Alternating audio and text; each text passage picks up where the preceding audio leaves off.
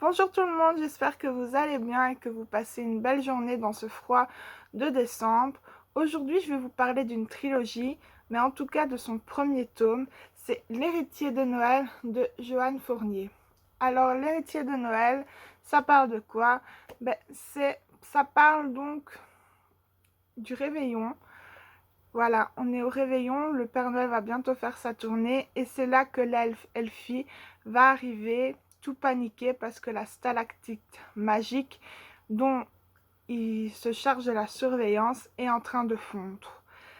Et quand il dit ça donc au Père Noël, et le Père Noël sait maintenant qu'il va devoir passer le flambeau à son petit-fils Naël.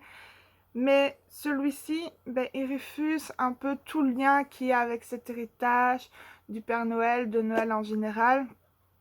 Et donc,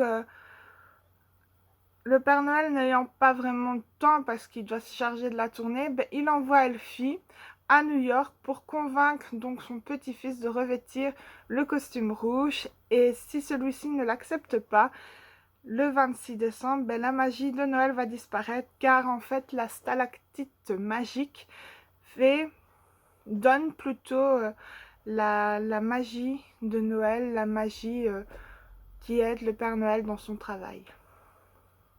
J'ai complètement dévoré cette histoire, comment je trouve que c'est un concept assez original qu'il a fait parce que d'habitude, donc on parle du Père Noël, du village et tout. Là, il y a la Mère Noël en plus qui est assez délirante, et assez mère poule aussi.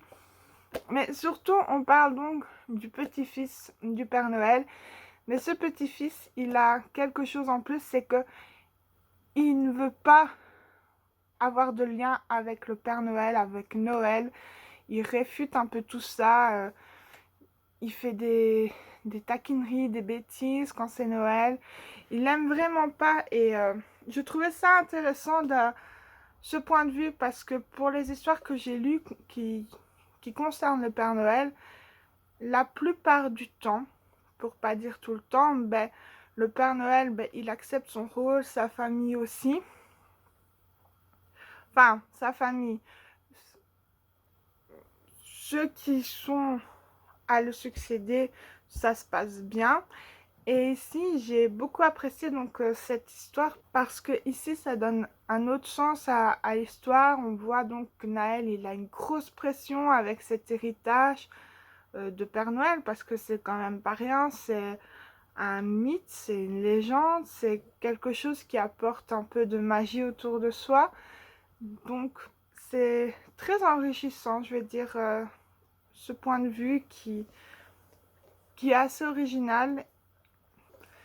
Et ce qui est original aussi, c'est en fait, donc, Elfie doit aller convaincre Naël de reprendre le flambeau, mais Elfie n'est pas seule. Elfie, il prend son meilleur ami avec lui pour le voyage vers New York, mais son meilleur ami est assez imposant parce que c'est un ours polaire. C'est complètement délirant. Et pour pouvoir le transporter avec lui, il va utiliser la magie de Noël et il va le transformer en ours en peluche. C'est juste extra, je vais dire ainsi comme idée. Et Blaise apporte vraiment une touche de fraîcheur, de gaieté dans cette histoire parce que il est vraiment rempli d'humour, délirant et t'arrives à te sortir des pics là à des moments où tu te dis mais il aurait mieux fallu qu'il se taise. Mais en même temps, on voit qu'il apprécie énormément Elfie, qui se monte un peu rude, on va dire comme ça, mais en même temps, il a un très bon cœur.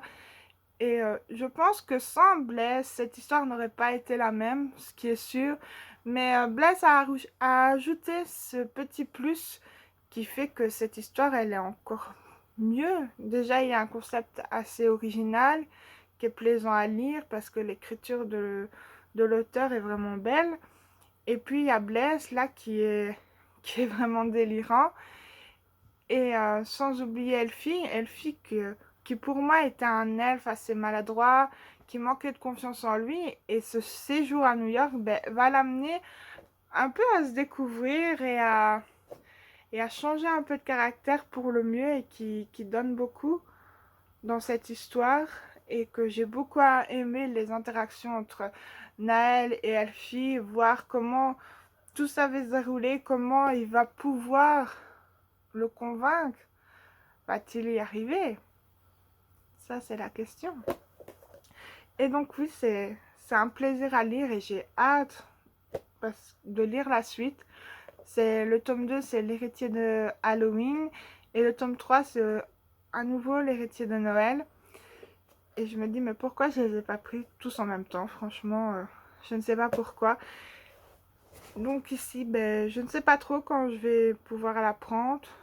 Peut-être que je les prendrai pour Halloween et Noël prochain, mais ça paraît quand même long. On verra bien.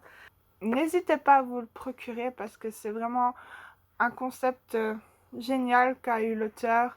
On découvre un peu l'envers du décor, enfin l'envers du décor. On découvre un peu que Père Noël, ben, il peut avoir une famille, des enfants, des petits-enfants, le caractère de ces personnes-là, se dire que ben, ils doivent avoir été élevés d'une certaine façon, assez ouverts d'esprit et tout, mais que pour finir, on peut avoir de belles surprises. Il y a vraiment des moments très, très intéressants, des moments où il y a beaucoup de rigolade, il y a des moments de tendresse.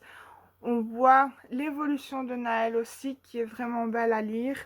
Donc, je vous le conseille fortement. Merci d'avoir regardé cette vidéo, j'espère qu'elle vous a plu. Je vous souhaite de belles lectures de Noël et à demain.